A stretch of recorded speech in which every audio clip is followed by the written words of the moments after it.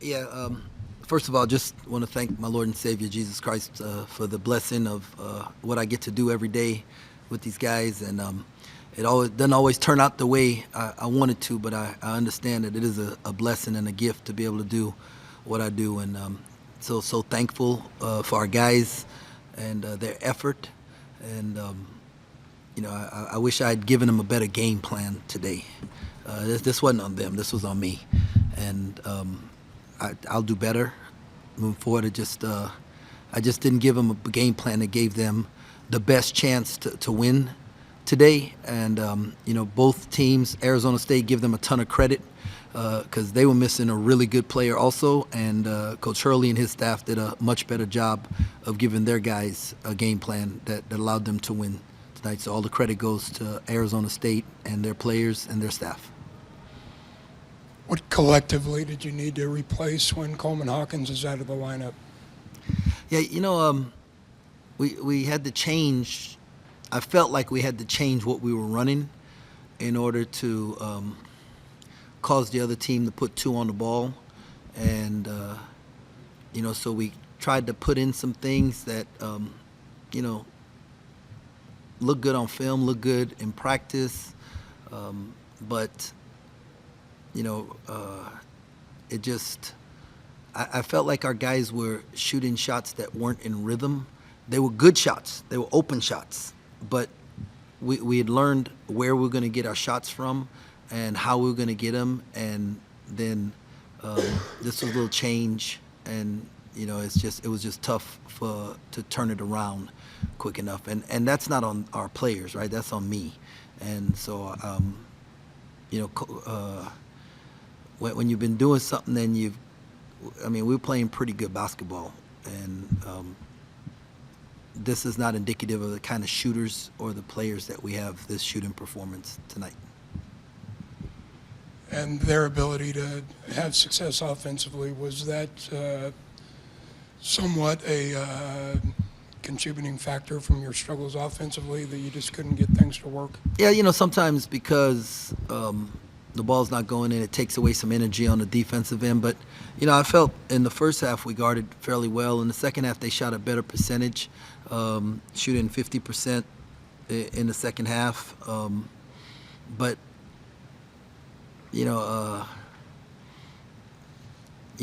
were having to try and do some different things with some different lineups, that there was some communication breakdowns that we wouldn't have had if we were playing our regular rotation. And once again, that's not on our guys. That's on me with the game plan. How close or far away was David from playing today? Coleman from playing today? Yeah, he's not close, as far as I understand. Okay, so he might need a little bit more time before he's back on the court then? Yeah, most likely. I'm not, like, when Luke tells me, Doc tells me, I'll know. Until then, I'm just pursuing, every day like we don't have him. This was an opportunity for some guys like Moby, Ugo, some other guys, to get in there and play a little bit bigger role. What more would you like to see out of those guys today? Oh, nothing. I thought they did their job, and just everybody's role changed a little bit, and sometimes it takes time for that. But I thought Ugo did a good job when he was in there. I thought Moby did a good job while he was in there, and the ball just didn't go in the hole. The ball didn't go in the hole. If the ball goes in the hole, it's a much different game. We're not a 19% three-point shooting team, and especially when it's the guys who are shooting them. Doug, had some good looks. Max had some good looks, but they weren't the same type of shots they were getting early in the year. And so the rhythm's just a little bit different, and so. The rebounding numbers were poor from that Utah trip. What went into out-rebounding Arizona State by 10 in this game? Effort. Guys just gave effort. We wanted to be the toughest, grittiest team, and I thought we showed some grit and some toughness, and we scrapped. Ball just didn't go in the hole. Was not having Coleman on defense really big, just with the communication standpoint and kind of directing people? Yeah, most definitely. most definitely. He does, provide so much that you don't see on the stat sheet. Getting guys organized, talking through things, making up for stuff with his length by getting deflections. I thought we only had 7 deflections in the first half, and part of that is we're so little out there, and so that's something that I have to look at. I know we've talked a lot about not allowing second chance points, but when you guys only get, I believe it was 9 second chance points on 17 offensive rebounds, is there anything you guys can do better to sort of get better looks off that, or? Yeah, I'm gonna have to go back and look at the shots, because we always talk about getting a paycheck. No sense doing all that work and not getting a paycheck at the end of it, right? And so I'll have to go back and look at the shots and see what kind of shots they were. But, I was, pleased with the effort of going to get the ball, and now we have to look and see, what came of it. Normally, inside out threes, I don't know if we made any, but those are the best shots to take. And so, if we're getting dagger threes, I'm feeling pretty good about it. The offense stagnated a little bit near the end of the second half, and or in the middle of the second half there, and I think you guys had a stretch where you didn't hit a field goal for about 4 minutes.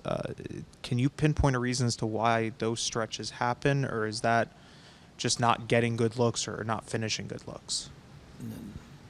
Once again, I'll have to go back and look and see, but it looked to me out there like we were getting some pretty good shots, and it just wasn't going in the hole, and that happens from time to time.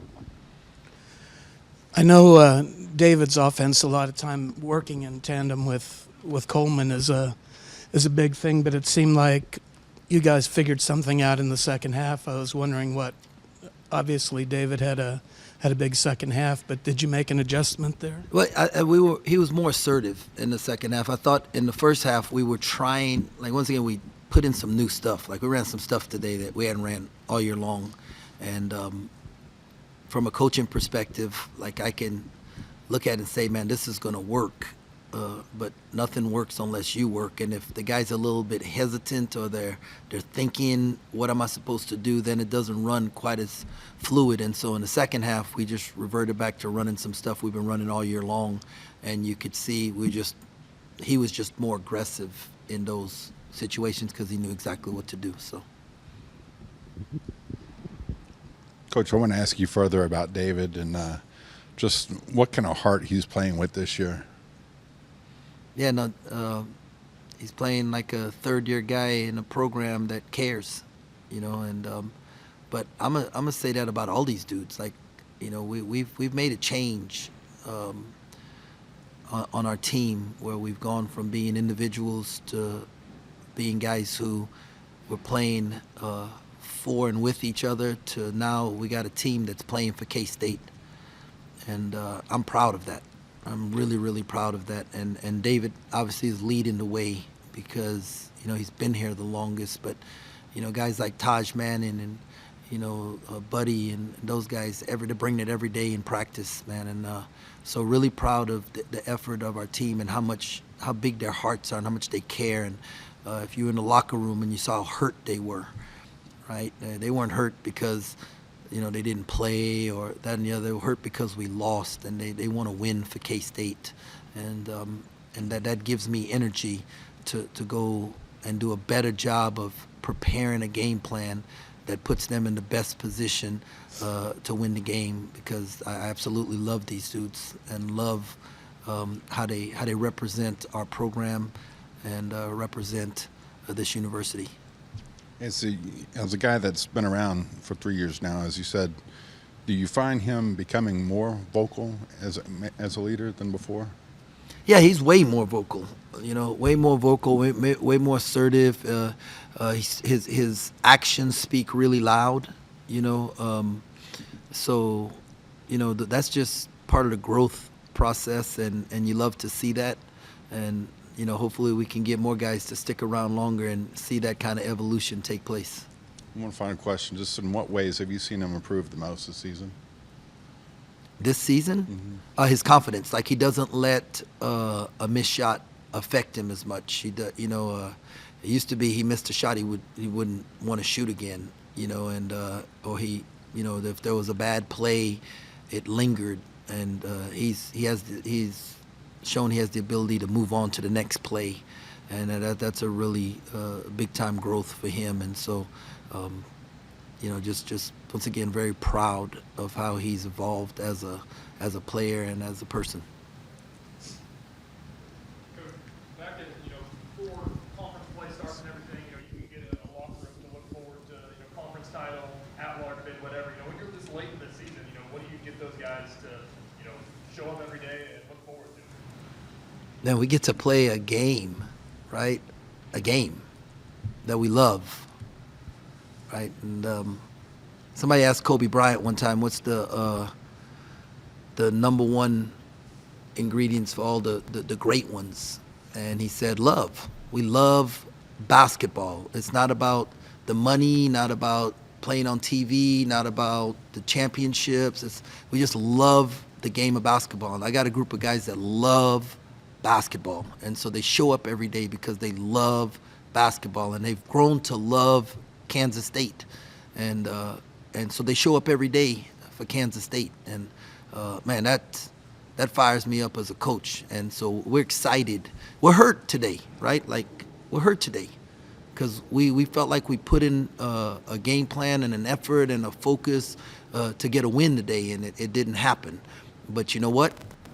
We're going to dive into Central Florida tonight, and then tomorrow when we get together, there's going to be a great energy there. There's going to be a great game plan, and we're going to be excited because we love this game of basketball and we love this place that we call home. Kind of a broad question here, but you guys have either been on a winning streak or a losing streak for pretty much a month now. What's it been like, riding that roller coaster? I've been on a 1-0 all month long. 1-0. Like, I tell our guys all the time, tough people do the next right thing. And whether we won or lost this game, we have to do the next right thing. And so my goal is tonight to go 1-0. Like, whether it's watching film or spend a little time with my wife or, whatever it is, the next thing I have to do, I want to go 1-0 in. And then I'll get up tomorrow morning, I'm going to go 1-0. I'm going to have a good breakfast. And that's what I want our guys to learn how to do. Like, to win the day, you got to go 1-0 in every aspects of the day. And if you go 0-1, then you got to wash it and you got to move on to the next thing. And so it hasn't been a win streak. It hasn't been a losing streak. It's been about going 1-0 every day. And that's the culture of our program.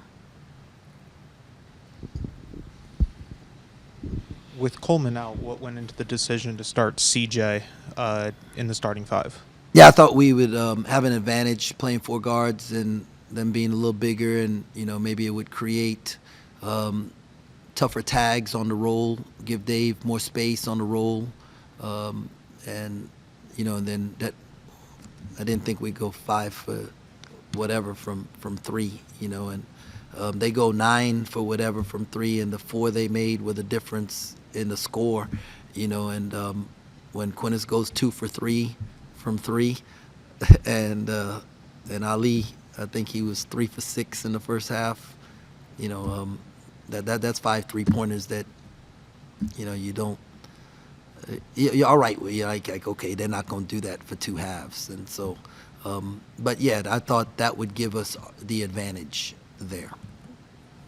I honestly didn't think we would out rebound them. I was hoping we'd be even, right? So I'm super proud of the effort because we pounded it like all week long. Talked about the rebounding, and so. Anything else for Coach? Thank you, Coach. Appreciate your time. Thanks a lot. God bless. Go Cats.